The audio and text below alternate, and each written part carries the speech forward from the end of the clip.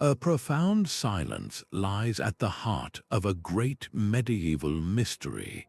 There was once a civilization so powerful it shaped an entire region, yet its very name has been erased from history. This is the paradox of the kingdom with no name, a society so meticulously organized it left behind no grand monuments to its rulers. A modern archaeologist once observed that the greatest power is not always the loudest. By the end of this exploration, you will understand how a civilization could wield immense influence without celebrating a single king. We will uncover how its power was woven into the fabric of everyday life, from standardized pottery to intricate canals, and confront the startling possibility that its anonymity was not a weakness but its greatest strength. How do you think a society remembers itself when it refuses to boast? A fertile river valley cradled between ancient hills, hummed with a quiet, purposeful energy. This was not a landscape dominated by a single fortress on a hill, but a tapestry of interconnected towns and fields. The most striking features were not stone monuments reaching for the heavens, but channels of water carving precise paths through the earth. A traveler passing through would see bustling markets where goods were measured with identical stone weights, and roads that connected settlements with a logic that felt innate. The order was palpable, yet its source was invisible. There were no statues of a triumphant king, no inscriptions listing royal conquests. Instead, authority was embedded in the very ground beneath their feet, in the reliable flow of water to every farm and the consistent size of a clay pot. This was a society that had made a conscious choice. They invested their collective wealth not in glorifying a ruler, but in building a system so robust and fair that it required no single face to command obedience. How does such a system function? It relies on a deep, shared belief in the collective. Order is maintained because every person understands that their own well-being is tied to the smooth operation of the whole. The farmer benefits from the canals, the merchant thrives with standard measures, and the town is safe because of the roads that allow for swift communication. This intricate web of mutual dependency created a stability that neighboring kingdoms, with their violent shifts in power, could only envy. The silence they left is not an empty one. It is a silence filled with the echoes of a million everyday actions, all pointing toward a single, profound mystery. What we find when we look closely are not the fingerprints of a king, but the blueprint of an idea. This uniformity is the first great clue, a silent testament to a different kind of power. The most telling artifacts are not made of gold, but of common clay. Across the entire river valley, from the smallest village to the largest town, archaeologists unearth pottery that is virtually identical. The clay mixture, the shapes of the bowls and storage jars, even the thickness of the walls, all follow a precise, standardized pattern. It is as if a single master design was distributed throughout the land. The same principle applies to the stone weights used in markets and the bronze tools found in workshops. This is not the result of chance or isolated communities simply trading ideas. This level of consistency points to a powerful, centralized system that disseminated not just goods, but the very blueprints for daily life. The organization required to achieve this is staggering, hinting at a governance structure with the reach and authority to standardize the most mundane objects across a vast territory. Yet, this abundance of orderly, everyday life presents a profound contradiction. In the very same soil that yields these millions of uniform pottery shards, archaeologists find a stunning absence. There are no grand tombs filled with treasures for a single ruler, no elaborate palaces whose ruins speak of opulent courts, no stone stelae carved with the boasts of a conquering king. It is an archaeological landscape of we, not I. The society appears to have invested its collective energy and wealth into the infrastructure of community well-being, like canals and standardized measures, while consciously avoiding the glorification of any individual. As one expert on material culture observed, we find a society that invested in the community's pantry, not the king's crown. This was a conscious choice, a cultural value etched into the clay of every common bowl. The system's stability was so deeply embedded in the shared experience of order and fairness that it needed no charismatic leader to hold it together. The true ruler was the system itself, an invisible king made of canals, standard weights, and collective agreement. How then was such a sophisticated system managed without leaving a single name behind? The answer may lie not in a palace but in an office. The true engine of this society was not a throne room but an office, a place where meticulous records were kept on materials destined to vanish. How do you rule without a ruler? The answer lies in a form of invisible government, a decentralized yet incredibly efficient administrative class. This was not a pyramid of power with a single figure at its peak. Instead, think of it as a network, a nervous system governing a vast and complex body. This neural network was made up of individuals whose authority flowed from competence and communal trust, not from a royal bloodline. They were likely respected elders or elected officials. Their power derived from their ability to manage, not their ability to command.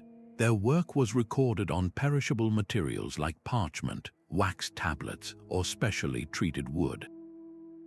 These were the documents of daily governance detailing harvest yields, trade quotas, maintenance schedules for canals, and complex legal codes. The very perishability of these records was a feature, not a flaw. It suggests a system focused on the present moment and future functionality, not on creating an eternal monument to its own bureaucracy. A historian who studies such states notes that their power was procedural, not personal. Law was the sovereign, the system itself was the ultimate authority, and these administrators were merely its temporary, dedicated custodians. This is why we find no grand tombs for these officials. Their legacy was not carved in stone for their own glory, but woven into the continued prosperity of their society. Their greatest achievement was the smooth, uninterrupted operation of the state itself. This invisible framework of administration found its ultimate expression not in monuments, but in remarkable economic stability. The most enduring monument this kingdom built was not of stone but of commerce. Its wealth was not hoarded in dark vaults but flowed like water through the intricate canals that fed its fields. Excavations along ancient trade routes uncover a stunning truth. This civilization engaged in sophisticated long-distance trade, with its standardized commodities acting as a trusted currency across the region. A merchant from a distant land did not need to haggle over the weight of grain or the quality of cloth. A unit of measure here was the same as a unit of measure 100 miles away. This reliability made their goods immensely desirable. They produced a massive surplus of grain, textiles, and expertly crafted bronze tools, which were traded for luxuries like rare woods, precious stones, and exotic spices. This was not a simple barter economy. It was a complex, managed system that generated incredible prosperity. This economic stability created immense wealth, but it was wealth that served a purpose beyond individual enrichment. There is no archaeological evidence of vast royal treasuries overflowing with gold and jewels. Instead, the wealth was continuously reinvested into the very infrastructure that generated it. The profits from trade funded the maintenance and expansion of the canal networks, ensuring every farm remained productive. It paid for the warehouses that stored the grain surplus, protecting the population from famine. It supported the artisans who produced the standardized goods that were the backbone of their trade. As one economic historian aptly put it, their gross domestic product was their army. Their supply chains were their diplomacy. This collective prosperity fostered a powerful internal loyalty. Why would a farmer or a merchant rebel against a system that so clearly ensured their security and success? This very success, however, created a paradox. Such a wealthy and well-organized society could not remain isolated. It became an indispensable partner to its neighbors, a crucial node in a wider web of regional exchange. But how does a kingdom with no name, no king, and no monuments conduct foreign relations? How does it negotiate treaties or form alliances without a single figurehead to represent it?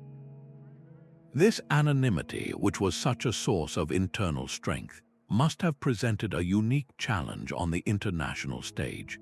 The very system that made them so resilient now forced them to navigate a world of kings and emperors who operated on entirely different principles of power. Their greatest test would not be a military invasion, but the subtle, constant pressure to conform. This unique form of statecraft presented a fascinating diplomatic puzzle. How does a kingdom with no named king conduct foreign policy? The answer lies not in royal courts, but in boardrooms and administrative halls. This civilization likely engaged with the world through its most powerful and organized institutions, its merchant guilds and trade councils. These were not representatives of a single ruler's ambition, but professional envoys acting on behalf of the state's collective economic interests. A treaty would not be signed by King so and so, but would be an agreement between, for instance, the Guild of Bronze Smiths of the River Valley and the royal court of a neighboring empire. This was a fundamental shift in how power was personified. You cannot assassinate a king who does not exist. You cannot foment a civil war by supporting a rival claimant to a throne that was never built. Attacking them was like trying to grasp water. Their power flowed around any direct assault. This institutional anonymity was a brilliant strategic shield. A modern analogy would be a powerful multinational corporation negotiating with a small nation. The power is embedded in the institution itself, not in a single, vulnerable leader. This approach allowed them to exert immense influence while maintaining a defensive ambiguity that frustrated their more traditionally organized neighbors. They could form flexible alliances based on mutual economic benefit, unburdened by the dynastic marriages and personal grudges that often dictated the foreign policy of kingdoms. Yet this very strength, this brilliant ambiguity, may have contained the seeds of their eventual disappearance. For historians and scribes in neighboring lands, what story do you tell? How do you record the deeds of a people who refused to provide a simple narrative, a heroic king, or a glorious battle? Their greatest defense ensured their ultimate silence. This cultural consensus was the silent, beating heart of the entire system. Without a royal court to dictate fashion or philosophy, a shared identity had to be cultivated from the ground up. Imagine the scene during a major public festival. People from every corner of the river valley would gather, not to celebrate a king's birthday, but to honor the forces that sustained them all. The central deities were likely spirits of the river that brought water, gods of the grain that provided food, and patrons of the marketplace that ensured prosperity. These were powers that every single person, from the wealthiest merchant to the humblest farmer, relied upon for their survival. Participation in these grand rituals was not just an act of faith, it was a powerful reaffirmation of membership in the collective. A shared culinary tradition further cemented these bonds. Perhaps a specific type of bread, baked from the valley's standardized grain and cooked in a universally common type of oven, became a daily taste of belonging. A common language, or at least a formal lingua franca used in trade and administration, allowed ideas and laws to flow seamlessly, making a person from a distant town feel like a citizen of the whole. An anthropologist who studies such phenomena notes that the most effective ruler is the one people carry in their hearts and minds. In this case, the culture itself became the ruler. This deeply ingrained sense of we made the entire complex machinery of the state feel natural and inevitable. Why would you need a king when your identity was so completely intertwined with the success of the system that fed you, protected you, and connected you to your neighbors? This profound unity is etched into the most personal artifacts that survive. The pottery found in a home in the northern hills is decorated with the same symbolic patterns as a bowl from a southern coastal village. These were not royal crests but communal symbols, perhaps representing water, growth, or protection that everyone understood. This cultural glue was so strong that it held the society together for centuries. But this very strength, this deep internal focus, created a vulnerability. For when a crisis finally did arrive, it was not a crisis of leadership, but a crisis of identity. The legal code of this kingdom was the invisible architecture of its society, a framework so thoroughly understood it needed no public display. This was not law as a king's command carved in stone for all to fear, but law as a shared manual for living together. Most disputes, from a boundary line between farms to a disagreement over a trade deal, were likely settled not by a royal decree, but by a council of respected elders. These judges would not have relied on the whims of a single ruler, but on a deep well of customary law and precedent passed down through generations. The primary goal was not to punish an offender dramatically, but to restore balance to the community. A farmer who damaged a neighbor's irrigation channel would be expected to repair it and compensate for the lost water, not face a brutal penalty. This focus on restitution and harmony created an environment where conflict was resolved efficiently, without creating lasting feuds or resentment. The most compelling evidence for the success of this system is written not on parchment, but on the landscape itself. Many of their larger towns show a remarkable lack of heavy defensive walls, a stark contrast to the fortified citadels of their contemporaries. This suggests a society with such a low level of internal threat that it felt secure without turning every settlement into a fortress. Their greatest law was perhaps the law of necessity, the profound understanding that in their challenging environment, cooperation was not just a virtue, but the key to survival and prosperity for all. This rule-based order made a strongman ruler redundant, as the system itself provided justice and security. But this peaceful, inward-looking approach raises a critical question. In a world of rival kingdoms and ambitious empires, how did such an open, seemingly vulnerable society defend itself from external threats? Their protection did not come from towering walls, but from a different kind of shield altogether. A landscape without towering walls or royal garrisons appears undefended, a ripe target for any ambitious conqueror. But this kingdom's security was woven from a more resilient material than stone. Its first and most powerful line of defense was its economic value. This civilization was not a prize to be plundered, but a vital organ in the body of regional trade. An invading army would quickly realize that destroying its intricate network of canals and warehouses would be like killing the golden goose. The conqueror would inherit a wasteland, not a treasury. They were far more valuable as a thriving, productive partner than as a subjugated ruin. This economic interdependence created a powerful deterrent, making aggression an act of profound self-sabotage for any neighboring power. Should an invader ignore this logic, they would confront a second, more baffling defense.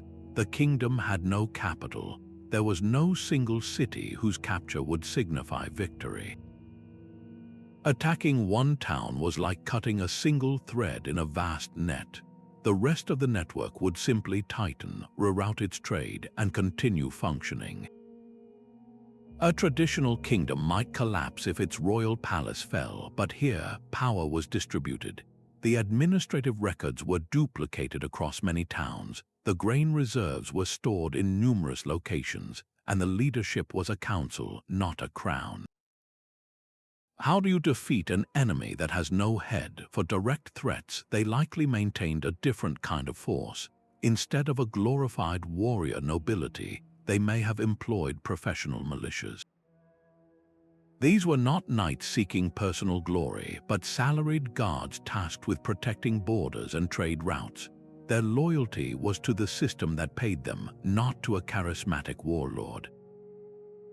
Furthermore, their economic strength allowed them to form defensive pacts, essentially hiring neighboring powers as protective buffers, but the most profound shield was internal. A population that is prosperous, that feels the system is fundamentally fair, does not welcome invaders. There are no discontented factions to exploit, no oppressed peasants eager to overthrow their masters. Every farmer tending his irrigated field and every merchant relying on standard weights had a personal stake in the system's survival. Their loyalty was the kingdom's strongest fortress. This holistic security, blending economic, structural, and social defenses, created a resilience that outlasted many flashier empires. It was a system that seemed to have solved the eternal problem of power. But even the most perfect design cannot insulate itself from the slow, inexorable shifts of the world. Even the most resilient system faces the test of a changing world. The kingdom's sophisticated network, so effective in times of stability, contained its own unique vulnerabilities. Its greatest strength, its distributed and anonymous nature, could become a critical weakness when confronted with a crisis that demanded swift, unified action. The first and most dangerous threat would be a prolonged drought. The entire civilization was built on the reliable bounty of its irrigated fields.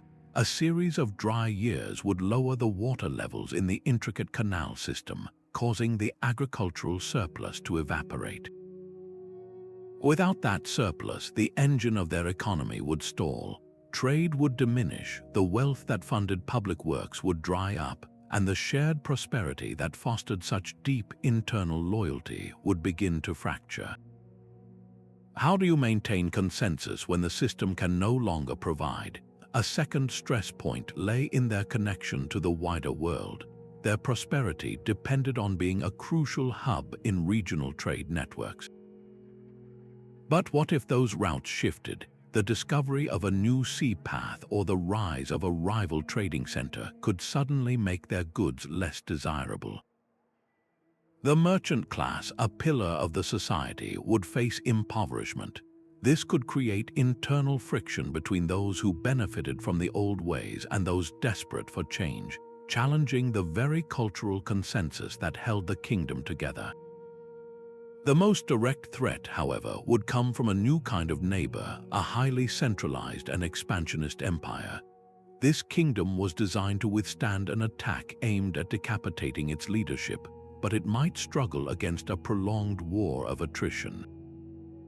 A decentralized network is brilliant for resilience, but it can be slow to mobilize for a large-scale, coordinated defense. There is no single general to issue commands that every town must instantly obey. Decisions require deliberation among councils. While this prevented reckless wars, it could be a fatal disadvantage when facing an enemy with a single, absolute ruler who could marshal entire armies with a word. The very anonymity that made them a frustrating target now posed a problem: who could negotiate a surrender or rally the people for one last stand. There was no king to capture, but also no king to inspire. These potential cracks in the facade show us that the kingdom's design, while magnificent, was not perfect. Its fate was tied to a balance of conditions that, once disrupted, could lead to a quiet unraveling. This brings us to the final haunting question: how does such a civilization actually end? The silence that defined its rise also cloaks its disappearance. Why did this meticulously organized civilization vanish without leaving a clear story of its end? One compelling theory suggests it was not destroyed, but absorbed. A neighboring kingdom, perhaps a rising empire built on conquest, could have moved into the river valley. Instead of encountering a traditional royal court to overthrow, they would have found an incredibly efficient administrative machine. It would have been far wiser to co-opt this system than to dismantle it. The existing network of tax collectors, canal managers, and trade officials would simply have started reporting to a new, distant king. Over generations, the unique identity of the original culture would have slowly faded, its anonymous administrators seamlessly blending into the new imperial bureaucracy. The system survived, but the soul of the kingdom was forgotten. Another possibility is a sudden, catastrophic break.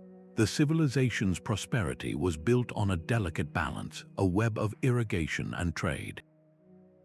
A severe, prolonged drought could have shattered this foundation. As the canals ran dry and harvests failed, the economic surplus that funded everything would have evaporated. The shared loyalty that held society together would have been tested by scarcity. Alternatively, a devastating plague could have swept through the densely populated towns, decimating the skilled labor force that maintained the complex infrastructure. Unlike a kingdom that might rally around a charismatic leader in crisis, this decentralized society might have struggled to mount a coordinated response. Its greatest strength, its distributed power, could have become a fatal weakness when faced with a disaster requiring swift, centralized command. Perhaps the most fitting end for this nameless kingdom is that it never truly fell at all. It may have simply transformed. Over centuries, as trade routes shifted and new ideas filtered in, the culture could have gradually evolved. The old communal values might have given way to a more individualistic society, one that began to celebrate chieftains and then kings. The later historians of this new entity, looking back, would have had no record of the earlier anonymous system. They would see only their own royal lineage, unaware that their civilization's roots lay in a radically different experiment in power. The kingdom did not collapse, it was simply rewritten out of existence by its own descendants.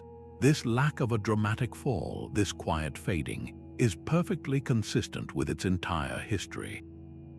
Its end was as undramatic and procedural as its reign. This leads us to a final, haunting question about the evidence we use to study the past. This silence forces a radical shift in how we understand the past. To write the history of a people who wrote no history of themselves, we are left as detectives at a crime scene where the main suspect has left no fingerprints, only the orderly arrangement of the furniture. Our primary sources are not chronicles or royal decrees, but the material remains of their daily life and the brief, often confused, mentions in the records of their neighbors.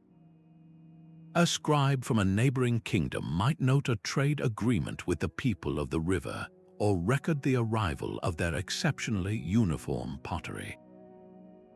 But these external observers, living in societies obsessed with kings and conquests, completely misunderstood what they were seeing.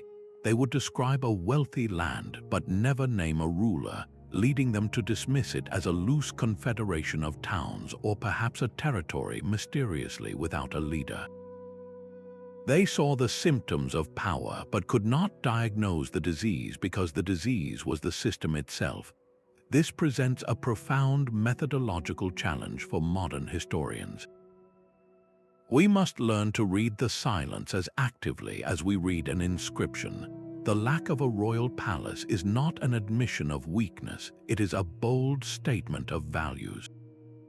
The absence of grand tombs is not a sign of poverty, but a declaration that no individual was worthy of such expenditure.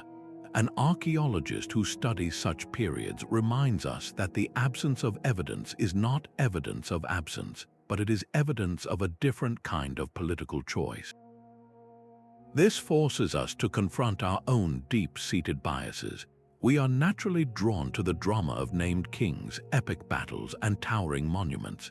These are the easy stories, the ones that write themselves. The kingdom with no name challenges us to appreciate a different kind of greatness, one measured in centuries of stability, in the equitable distribution of wealth, and in the quiet hum of a well-managed society. Its ultimate legacy, therefore, is not found in a list of its kings because there are none. Its legacy lives on in the difficult, essential questions it forces us to ask about what power really is and how a society can choose to remember itself. A castle on a hill and a warehouse by a river represent two fundamentally different visions of power. The traditional medieval kingdoms that surrounded our nameless civilization operated on a principle of concentrated authority.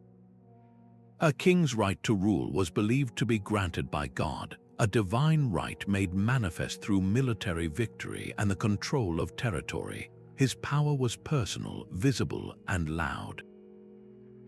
It was proclaimed from the battlements of stone castles, gleamed from golden crowns, and was meticulously recorded by court scribes in chronicles that celebrated his lineage and conquests. This system celebrated the individual ruler, whose personal ambition and ability directly shaped the fate of the realm. The entire state was an extension of the king's will. In stark contrast, the kingdom with no name derived its authority from an entirely different source. Its power was not concentrated but distributed, flowing not from a divine mandate but from the practical necessities of survival and prosperity. It was embedded in the economic integration of its towns, the legal consensus of its councils, and the sheer administrative efficiency of its daily operations. Its symbols were not crowns and castles, but the communal warehouses that guaranteed food security, the standardized scales that ensured fair trade, and the intricate canals that delivered life to every field.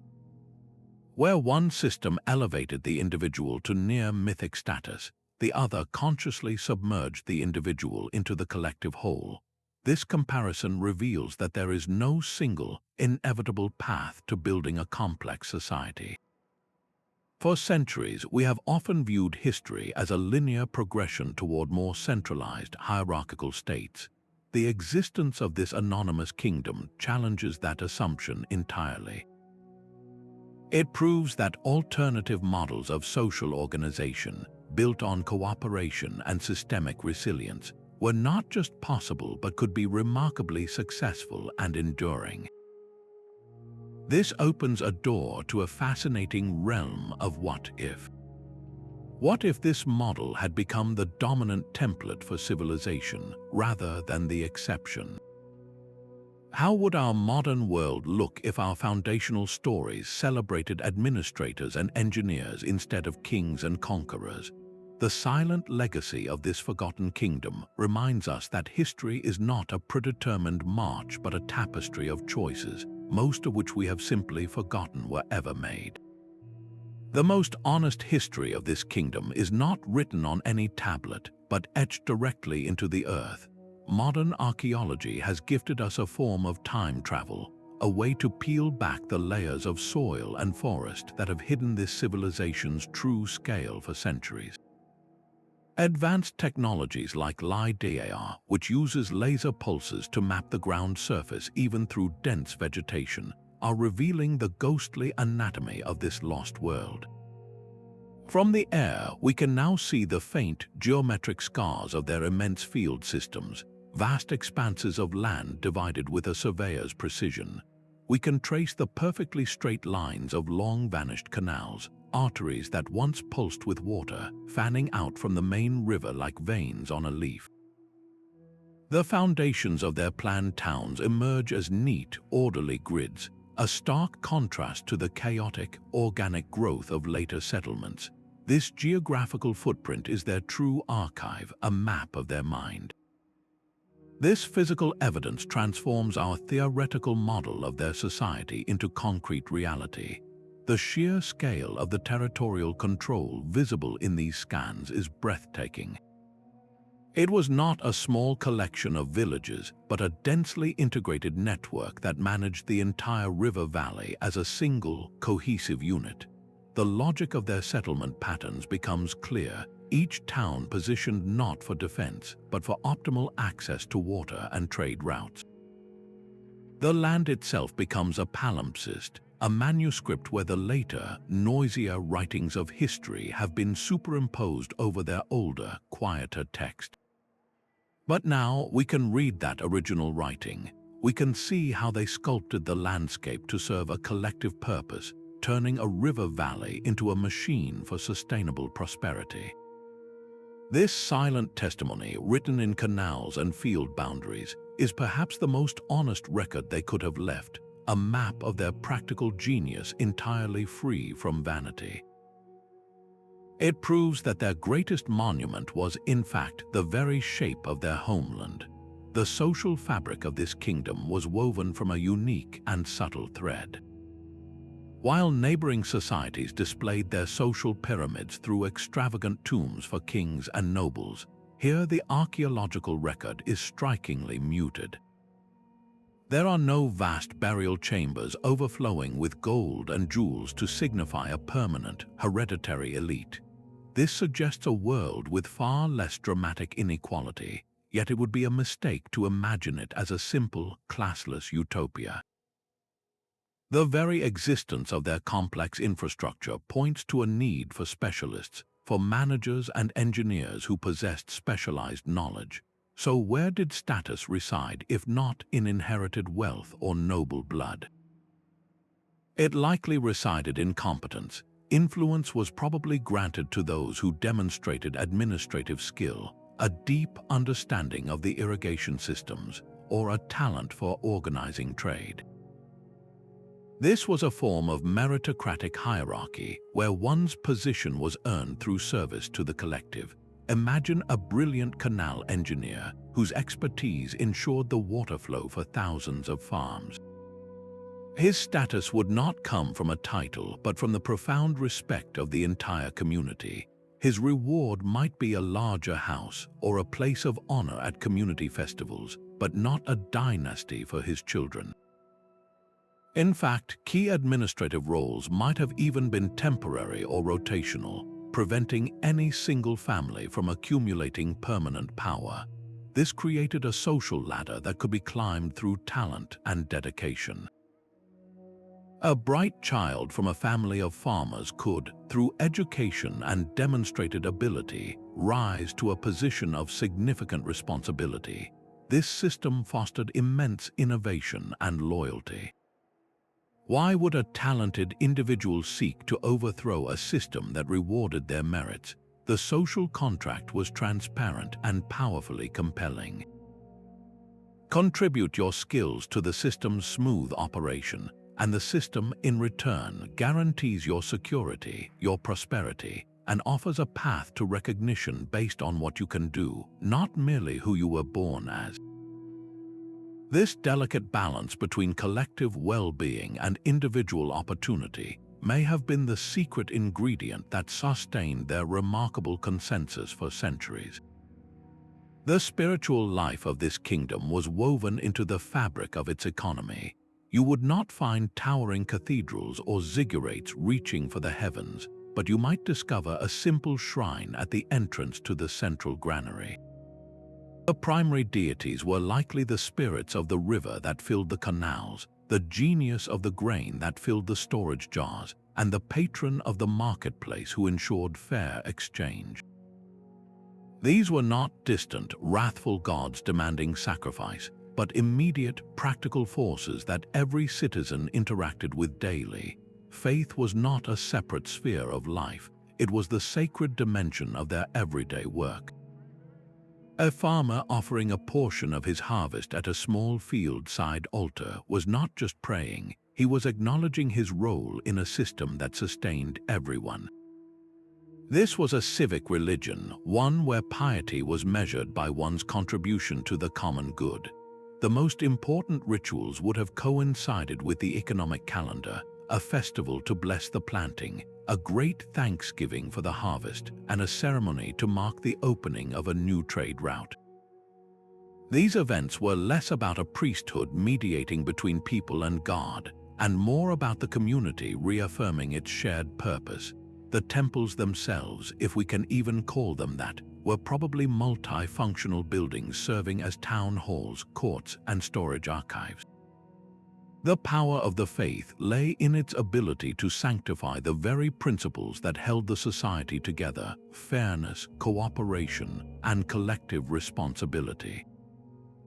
The law was not just a human creation, it was seen as a reflection of a natural, divine order. To cheat on a measure of grain was not merely a crime against your neighbor, it was an offense against the spirit of the marketplace itself. This deep integration made rebellion against the system akin to blasphemy. Why would you challenge an order that was both practically beneficial and spiritually ordained? The kingdom's greatest innovation may have been to make its social contract a sacred one. Their mastery over water was an engineering marvel that served a deeply practical purpose. The technology they developed was not for show, but for survival and shared abundance. They did not divert rivers to create lavish palace moats, but to feed a network of canals so precise that every farm, no matter how distant from the main channel, received its vital share. This was innovation in its purest form, a response to a fundamental human need. Their tools reflected the same philosophy. While other cultures poured resources into developing ever more elaborate weapons of war, their metallurgical skill was directed toward perfecting the bronze plowshare and the durable sickle. These tools increased the efficiency of every farmer, directly contributing to the food surplus that was the bedrock of their entire economy. Even something as seemingly simple as creating a universal system of weights and measures required sophisticated knowledge of materials and mathematics. The stone weights had to be perfectly consistent and durable, a feat of precise craftsmanship. This was not a technology of spectacle, but of seamless function. The ultimate expression of this quiet technological prowess might have been an early form of administrative software, not written in code but in clay. They may have used complex token systems or standardized clay tablets to track the immense flows of grain, textiles, and goods moving through their economy. This was an information technology designed to manage complexity, to ensure that the system ran smoothly and fairly for all. The goal was never to create a wonder of the world that would astonish future generations. The goal was to create a world that worked day after day for the generation living in it. Their progress was measured not in the height of their towers, but in the depth of their grain stores and the reliability of their trade. In a world often obsessed with monumental legacy, they chose a different kind of immortality, one found in the quiet hum of a well-oiled machine. The words they spoke have vanished into the air, but the need for those words remains etched into their orderly landscape. Language was the invisible thread that bound this entire system together, and its nature is one of our greatest puzzles. Across such a vast territory with such precise standardization, communication had to be flawless. A canal engineer in the north needed to describe a technical problem in terms that a materials supplier in the south would understand perfectly. A merchant carrying goods between towns relied on a consistent legal and commercial vocabulary to conduct business. This points to a highly effective and likely formalized means of communication. The question is, was this a unique language belonging solely to this civilization, or was it a shared regional tongue adopted for practicality? The evidence, or rather the lack of it, leans toward the latter. The few tantalizing fragments of text we have, occasional marks on pottery or stone weights, do not point to a unique and complex script. They are simple symbols, perhaps numerical or denoting ownership, that could be understood across linguistic boundaries. This suggests a profoundly pragmatic approach. Just as they standardized weights and measures, they may have standardized a lingua franca, a common administrative language used for trade, law, and governance. This was not about imposing a cultural identity, but about ensuring the smooth operation of the machine. It is the difference between a king demanding everyone speak his tongue to prove their loyalty, and a manual being written in the most widely understood language to ensure the factory runs correctly. Their goal was integration and function, not cultural domination. This linguistic pragmatism is echoed in the very place names that survive in the region. Linguists analyzing these ancient names often find roots that are not unique to one people, but are part of a broader regional vocabulary related to geographical features like rivers, hills, and fords. The names are descriptive and functional, much like the society itself. They tell you what a place is, not who ruled it. This lack of a unique, boastful language further reinforces the image of a civilization that invested in action over articulation, in systems over stories. How do you write an epic poem about a king who does not exist? Their greatest epic was not written on parchment, but enacted daily in the fair measure of grain, the reliable flow of water, and the silent agreement conveyed by a common, practical tongue. This focus on collective well-being over individual glory invites a fascinating question about the other half of the population. In a society that consciously avoided celebrating the male warrior king, what was the role of women? The very structure that made kings anonymous may have created unexpected spaces for female influence. Without a rigid hierarchy built on military command and inherited royal bloodlines, the pathways to status were likely more diverse. Authority was derived from administrative skill, economic acumen, and specialized knowledge, arenas where gender could have been a less decisive barrier. Imagine a woman overseeing the distribution of textiles from a communal warehouse, her position secured not by birthright, but by her proven ability to manage a complex economic operation. Consider the possibility of female elders serving on the councils that settled legal disputes, their wisdom valued in a system focused on restitution and community harmony. The society's economic pillars were textiles and sustainable food production, domains where women's expertise was often paramount across the ancient world.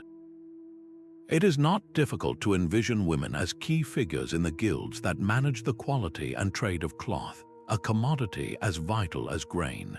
While we lack direct inscriptions naming a powerful queen or a female chief, the absence of evidence for a dominant male elite is in itself suggestive. The silence that cloaks the names of their kings also hides the names of their administrators, and among those forgotten officials, women could well have been present. This is not to claim they were a perfectly egalitarian utopia, but their unique model of power, divorced from the cult of the male conqueror, might have permitted a social fluidity that their patriarchal neighbors would have found baffling. The true status of women may be another silent testament to the kingdom's radical difference, a hidden dimension of its anonymous strength. Their power was rooted not in the sword, but in the soil. The true longevity of this civilization is written in the very land they inhabited, a record of careful stewardship that stands in stark contrast to the exhausted landscapes left by many ancient empires. While other powers rose and fell through cycles of conquest and resource depletion, this kingdom maintained its core settlements for centuries, even millennia. This was not an accident. It was the result of a profound, symbiotic relationship with their environment. Their intricate canal systems were not just feats of engineering, they were acts of ecological understanding. They managed water not merely as a resource to be exploited, but as a lifeblood to be conserved. The layout of their fields suggests practices like crop rotation, allowing the soil to recover its nutrients naturally instead of being farmed into barren dust. They likely maintained sacred groves or managed forests, understanding that the trees on the hillsides prevented erosion that would otherwise silt up their precious canals. This was a society that viewed the river valley not as a treasure chest to be plundered, but as a living partner in their collective survival. Their wealth was renewable. Their most vital resource was not the gold they traded, but the knowledge of how to keep their land productive year after year, generation after generation. In this, they achieved a form of stability that conquerors could only dream of. An empire built on extraction eventually exhausts itself, but a society built on symbiosis can endure. This ecological wisdom may be their most quietly revolutionary legacy. In a modern world grappling with the consequences of environmental short-sightedness, their success poses a haunting question. What does it mean to build a civilization that is designed to last, not just to dominate? These scattered references in foreign chronicles are like ghost stories told by kings. A royal annal from a neighboring empire might briefly note the arrival of a trade delegation from the people of the Great River, bearing gifts of exquisite, standardized bronze and grain in astonishing quantities. The scribe records the wealth, the impressive goods, but then seems to struggle for the right words. He does not name a king. He does not describe a royal court. Instead, he might refer to the envoys as representatives of the Guild of Canal Masters or the Council of the 10 Towns. To a court historian living in a world defined by dynasties, this was baffling.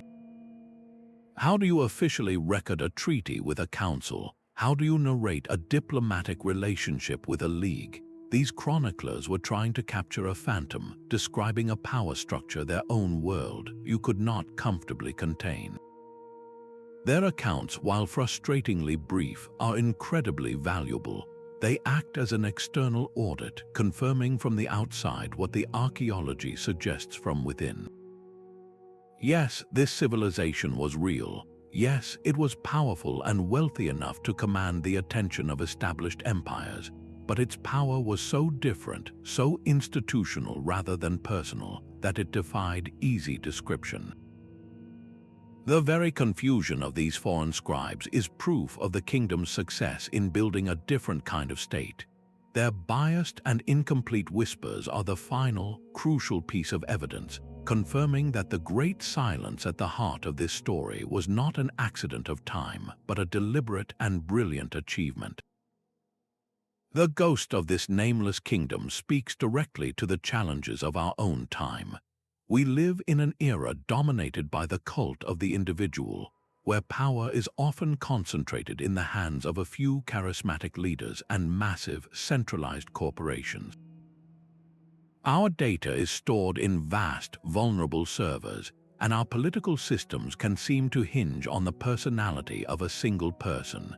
The story of this ancient civilization presents a radical alternative, a blueprint for resilience built on distributed networks rather than a single point of control. Their power was not stored in a palace but shared across a network of towns, much like how the internet itself is designed to function, where the loss of one node does not collapse the entire system. This ancient model forces us to question the very necessity of the strongman ruler. Is a cult of personality a prerequisite for a complex society, or is it a historical accident, a path we have mistaken for the only path? The kingdom's centuries of stability suggest that the most durable power is not the loudest, but the most deeply embedded in the practical, everyday functioning of society. Their legacy was not a list of kings, but the profound, positive impact on the lives of ordinary people, the guarantee of food, water, and fair trade. This is a lesson in building institutions that are truly greater than the individuals who temporarily run them. The ultimate lesson may be a humbling one. In our quest to be remembered, to leave our name etched in history, we might be missing the point. The most enduring legacy might not be a name in a book, but the silent, lasting well-being of a community. The kingdom achieved a form of immortality not through self-glorification, but through the creation of a system so effective and so fair that it made the very idea of a glorified ruler obsolete. Their silence is not an empty void, but a resonant question for our future. What kind of foundations are we building? Are we creating systems that serve the many, or monuments that celebrate the few? The choice, as their story proves, has always been ours to make. The kingdom with no name teaches us that history is not only written by the victors, but also by those who choose a different way to win. Its story is a testament to a power that was not seized with the sword, but cultivated with the plowshare. We have walked its silent landscapes, traced the ghostly lines of its canals, and puzzled over the profound absence where a king's name should be. We have seen how its authority was woven not into tapestries of conquest, but into the very fabric of daily life, into the fairness of its laws and the reliability of its trade. This civilization forces us to confront a radical idea that the most enduring form of power might be the one that makes itself invisible, that serves the community so thoroughly it renders the glorified ruler obsolete.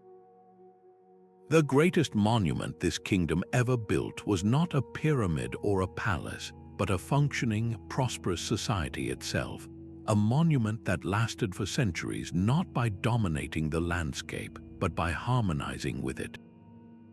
As we conclude this exploration, remember the wisdom of an ancient proverb, one they may have lived by, that the tall tree catches the wind while the grass bends and survives. Thank you for joining this journey into one of history's most captivating quiet corners. If this vision of a different kind of power resonated with you, we would love to hear your thoughts in the comments below.